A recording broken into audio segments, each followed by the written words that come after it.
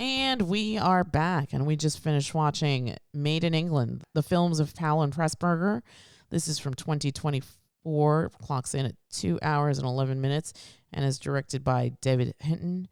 This was playing on Turner Classic Movies, but I'm assuming, maybe we'll see it on the app, but I'm sure you can rent it off Prime Video. This is a passion project, and I believe a love letter from Martin Scorsese to Michael Powell, the director, who was part of the famous duo of Powell and Pressburger, and also the founders of The Archers, which was a British film company. When we start the film, Scorsese is our narrator, lead gateway character, because he's basically talking about his introduction to Powell and Pressburger through TV movie watching. When he was a young child, he suffered from ailments, and those ailments forced him to stay home in front of the television.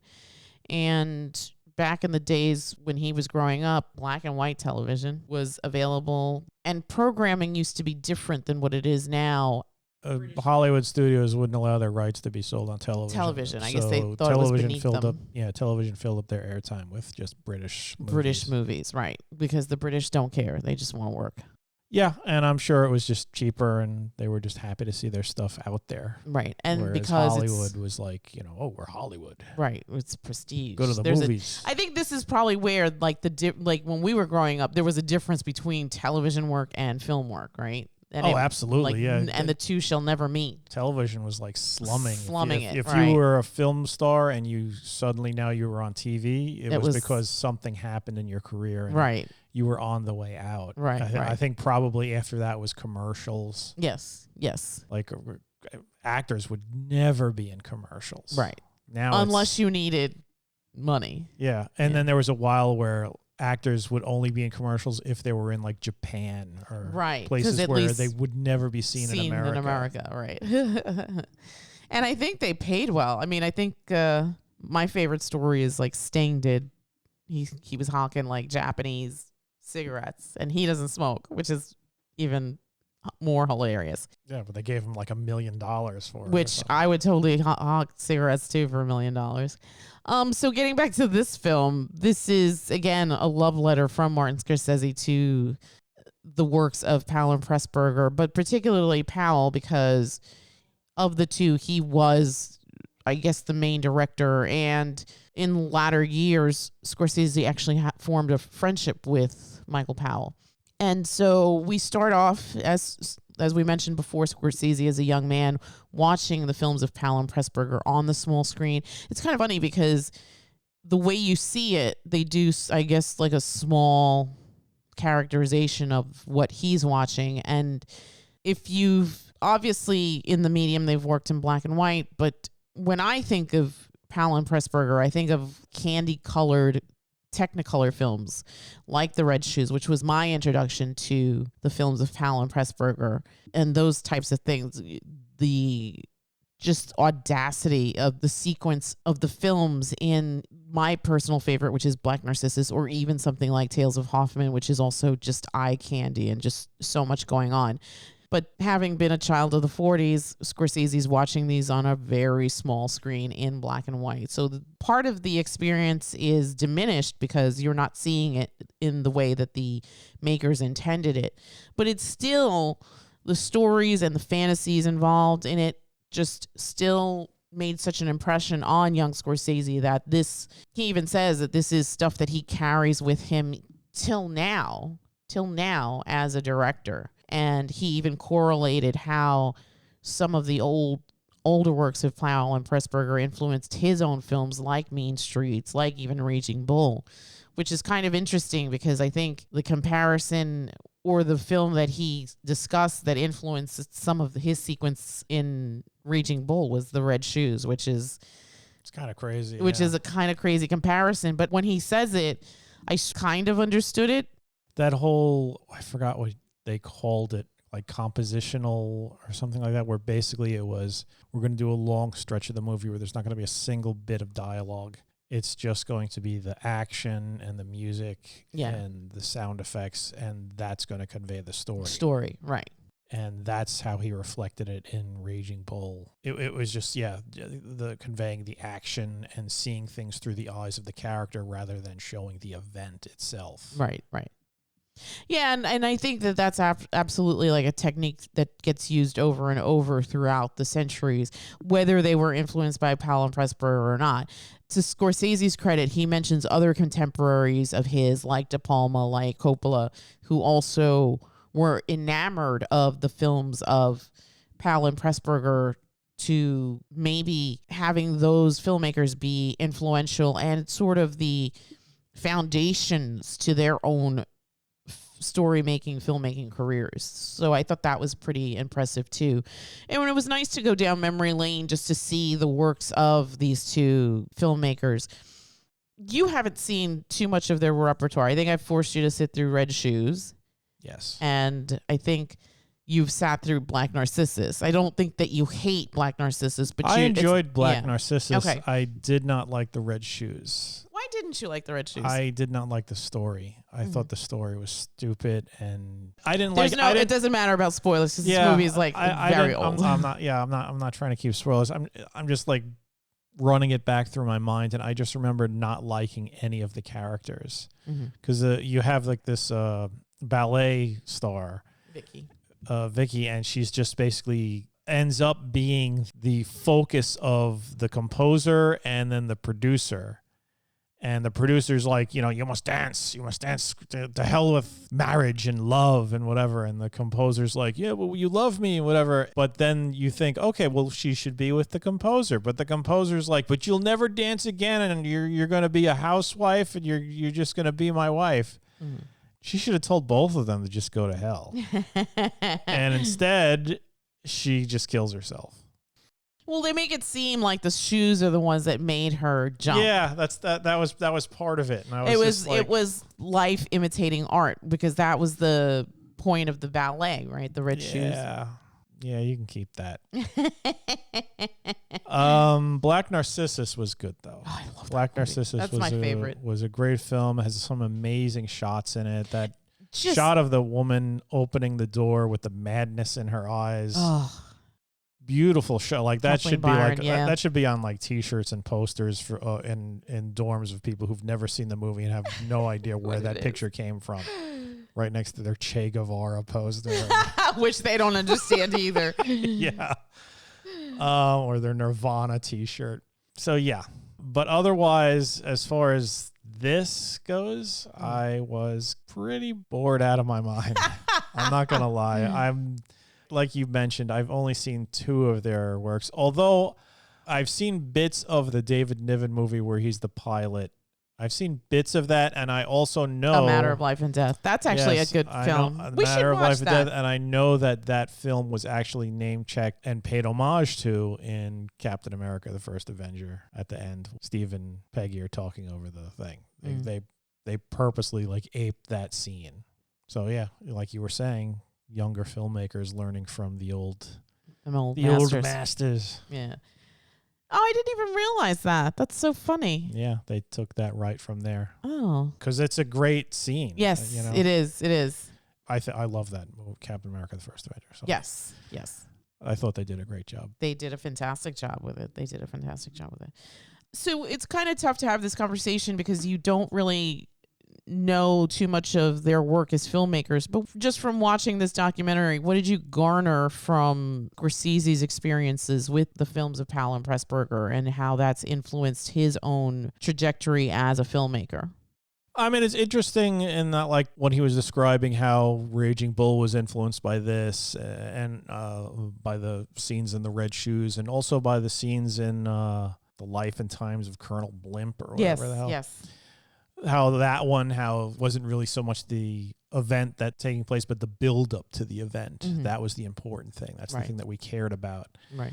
It was also kind of funny that he got Powell to view Mean Streets, and he's like, "Oh, I love the film, but the red got me. I was getting a little tired of the red."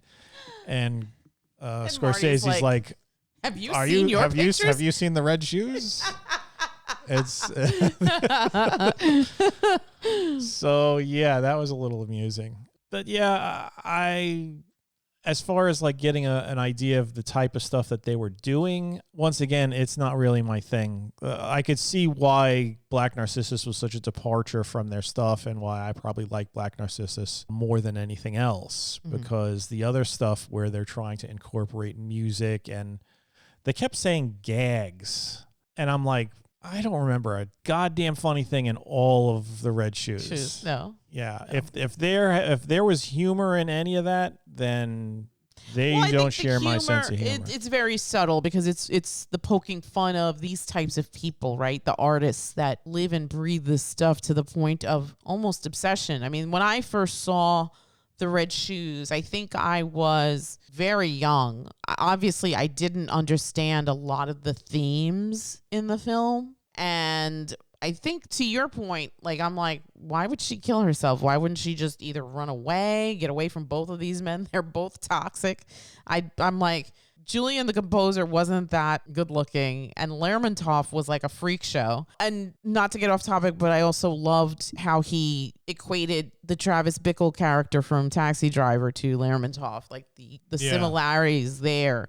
And even the shots where they put the two side by side. Yeah, the Anton Warbrooks and the De Niro, I guess, stills from each of those movies together. And some of them, I wouldn't say they're frame by frame, but you could definitely see the influence. It's funny, we just watched Lockout, which is maybe plagiarism, maybe an homage, maybe it's somewhere in the middle. Super derivative of Escape from New York, and how the idolization of previous masters, right? Because this is what you know. Scorsese is a child of the 40s growing up, watching these films, being incredibly influenced and impressed and almost guided in a way. I guess this is the foundations of his journey as a filmmaker. I doubt he woke up one day and was like, I'm going to make films and I'm going to be maybe one of the better directors of the 20th century. And I won't win an Oscar for the good stuff. I'll just win it for my mediocre film. I said what I said. I'm not going to argue with you there. I agree with you. I hate The Departed. I hate it. I don't know if I hate it, but I definitely don't think it was the film that he should have got an Oscar for. No, not at all. Not at all. What did you think of Michael Powell as a person? I mean, there's a lot of personal archival stuff in this film from either Powell's own archives or studio footage and stuff. What did you think of Michael Powell? He seemed like a guy who had a vision. I definitely see of the two, he was the one who was more out there. He was the one who was more presenting himself more. Pressburger seemed content to be more of the writer, I guess, of the two, even though he did direct stuff and they both credited as directors. I get the impression Powell did all the directing. Yes. But they worked in tandem as a team. Yeah, they worked in tandem as a team, and they were very loyal to one another. Yes. Almost until the end. I mean, there was a little period where they weren't together. Mm-hmm. But they even mentioned in the documentary, like, they never, ever said a bad word about each other, ever. No, yeah, their partnership kind of ended because Powell wanted to, like, sort of explore more, I guess, artsy ways of expressing himself, whereas Pressburger was like, okay, fine to toe the line that the studio laid down. Let's just produce stuff that gets us more work and makes money that people will find accessible.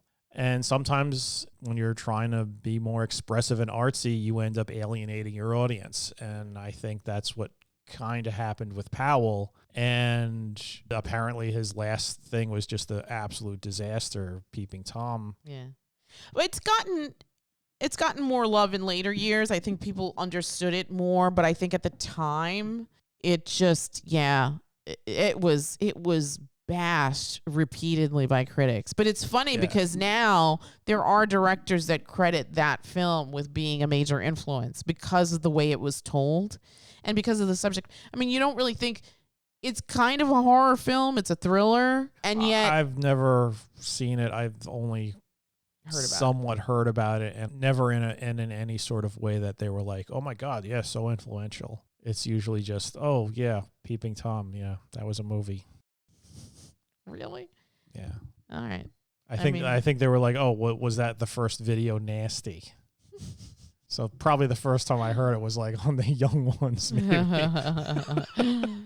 Another interesting thing that I didn't know, but obviously makes sense, was that originally this is about their work as makers of films during that period. But I think you learn more about Michael Powell because Scorsese actually had a relationship with Powell, and he was the main director. I think that in the documentary they talk about how they worked in conjunction. Like Emeric wrote the scripts, Michael directed them, but they both jointly like planned out shots and collaborated in that sense. Yeah, so I think that that's why Pressburger would get the director credits as well, because he was very involved in the actual makings of the film. However, I think Powell was the more, not that Pressburger wasn't an artist, but Powell was definitely the one that was willing to take chances, because I think at the end of the day, he wasn't concerned with box office. He was more concerned with telling a good story and telling it in a way that didn't compromise his artistic vision or his artistic morals. I agree, and I think he was always trying to try new things. Yes. Which in some cases worked, in some cases didn't work. Which is just the way it is. It's just the way it is, yeah. And I feel like when he tried to sort of tone it down or play it a little safe, it didn't really result in any box office success. They were talking about that, the small back room. Yes. And how... Which I want to see now, because I've never seen that.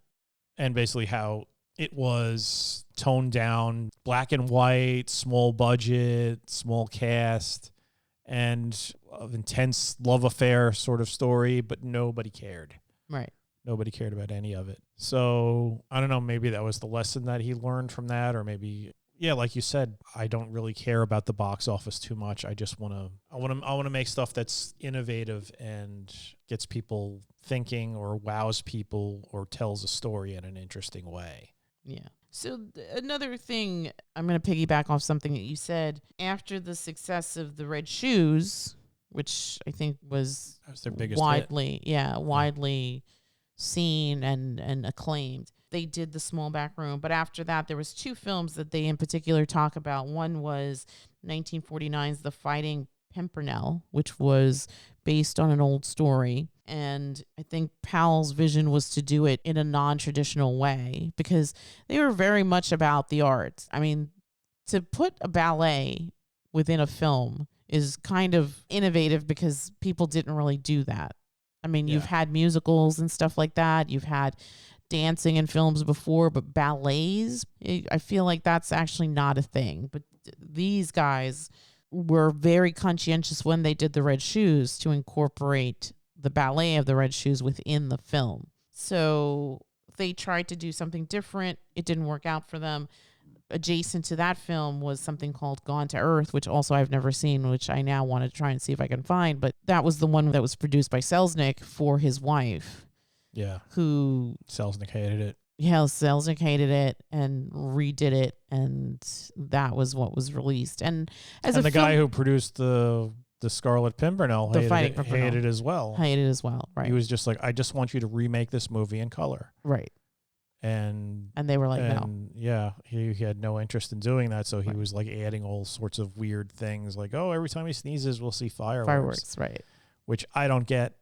I don't see why he thought that was funny. Yeah. I guess there you go. There's the gags that, I don't know, they just don't connect with me. Mm-hmm. I'm with the movie producer on that one. You know, I'd be curious to see that, because I don't think I've ever seen that. I feel like I've seen pieces of it, but I've never sat through the whole thing. So I'd be curious to see that. I've never seen Gone to Earth. And now that I know that Jennifer Jones is in it, like, I'm desperate to go see it now. I have seen Tales of Hoffman, which is the next film that they've done, which is also just very over the top. I cannot imagine watching that on a black and white screen, though, because you lose so much. Like, you've seen The Red Shoes. You don't like it, but it's a very distinctive film watching it. It is like watching candy. It's just colors. There was something about that Technicolor style where it was very vivid. Very vivid, but unnaturally so. Yeah. Yeah, like the best... That is a very apt description, like candy. Yeah. Every time I would see, like it was a film that was like produced in Willy Wonka's Candy Factory. Yes. Yeah. And it's funny because visually it's striking, the red shoes, but thematically it's kind of interesting because it's about artists and obsession and relationships and jealousy and all these other themes that are very layered and very nuanced, and they're not bright and sunny. And this doesn't have like the traditional Hollywood ending, this film. And yet it spoke to so many people, which is kind of interesting because it's a very specific story. It's about people that make art, that live for their art. There are blurred lines between their life and their life as an artist. So it's interesting that a film that looks like a candy factory is about these darker themes throughout. Yeah. And it's funny because even though there's a suicide in the film, I never felt down, kind of. I don't know how to describe it. I never felt down watching that film. I think I was surprised. I'm like, oh, why would she do that? But it didn't impact me like when you see other films that add something to the telling of the story where it's almost like an added element. Although Bing Bong, I guess the whole story behind Bing Bong is very colorful and whatnot, and that's not a happy ending either. I think the thing with this was, or the red shoes, was the fact, at least for me, I didn't give a crap about her. So if she killed herself, it was almost like, you're a dumbass. You should have just left both these guys. So I didn't really have any sympathy for her. I didn't have any sympathy for the husband. I didn't have any sympathy for Lermontov. I didn't care about any of the characters. So I was just like, eh. Really? Yeah. That's too bad. But anyway, we're supposed to be talking about this documentary. We're not talking about the films that the guy made. So, I mean, overall, what do you think of this documentary? I enjoyed it only because I have an affinity for those films. I haven't seen everything in their repertoire of films. I'm looking at the IMDb page now, and it's kind of interesting. I have a lot of catching up to do, but I have seen a few of their pictures, and Black Narcissus is obviously my favorite. I will stop whatever I'm doing to watch it. I feel like that is one of my favorite films. It's a story, again, about crazy nuns and obsession and naughtiness. But what did you think about the documentary? I enjoyed it. I can see why it wouldn't appeal to everybody, but I personally enjoyed it. I enjoyed listening to Scorsese waxing poetic about Powell as a filmmaker, about Powell as a human being, how he was very gratified and appreciative of having this man in his life. I also liked the fact that Scorsese was able to help facilitate this like rediscovery by including him and stuff. And I love that this is basically, like I said before, like a love letter to Powell. Yeah. From a friend, from a fellow filmmaker, from someone who came up the ranks and could pinpoint that this man influenced his career as a filmmaker through his body of work. So I really dug that because this is one of those examples where you meet your hero and you're not disappointed. Yeah. That was the nice thing about it. Yeah. Yeah. So I really enjoyed that. And I also enjoyed the archival footage of Powell. He seemed like a lovely man. He seemed like someone who had a lot of stories to tell, who probably saw a lot of stuff and had this really lovely relationship with Emeric Pressburger that unfortunately dissolved after a while, but in latter years, there was a rediscovery and that they got their recognition. So I was gratified for that. I also liked how this film didn't focus too much on one particular film. I like that it incorporated a lot of their body of work. I think a lot of times when people hear Powell and Pressburger, they just automatically assume the red shoes, but there's more to the Powell and Pressburger library than the red shoes. And I think that this film does a good job of kind of touching on all of those things and showing you a little bit of it and hopefully making people curious as to maybe I want to watch A Matter of Life and Death. I think I've said this before. If you're a film student, you should absolutely be watching old movies. In order to understand your present, it's good to learn from lessons in the past. And I think that the Powell and Pressburger library, maybe they're not all winners, but there are just invaluable storytelling gems within that repertoire and body of work that as a film student, you should be immersing yourself in the idea of these layered themes and how to present stories in non-conformist, non-traditional ways. So I feel like Powell and Pressburger have influenced so much across the board. And it's kind of interesting when you see directors not stay in their lane necessarily, because at the beginning of their partnership, they did a lot of war propaganda, right? They're talking about films in the 40s, late 30s, World War II. They're being commissioned to make these films. And then they move away from that into original storytelling. And I believe their first film in that vein was The Life and Death of Colonel Blimp, right? I think that was what they mentioned. So yeah, I really enjoyed this. I know that you didn't. I appreciate you sitting for it. What would you give this 1 to 10?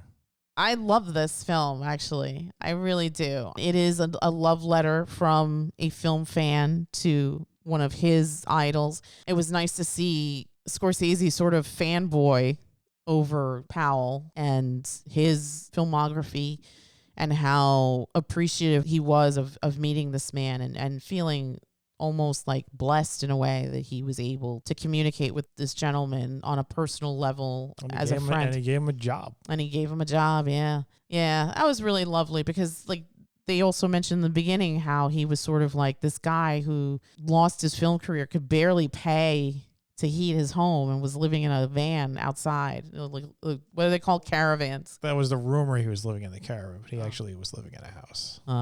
But he still couldn't pay for his heat, though. Right. A cottage. This little British cottage, yeah. Aww.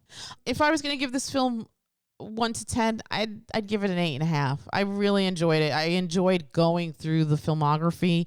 I love the little shout outs to certain films and certain scenes that influenced Scorsese as a filmmaker. I loved seeing the personal oral histories and archives of Powell, whether they were from his own private libraries or from just collected interviews and stuff. I really enjoyed that. I enjoyed seeing the two of them being interviewed, Powell and Pressburger, in later years.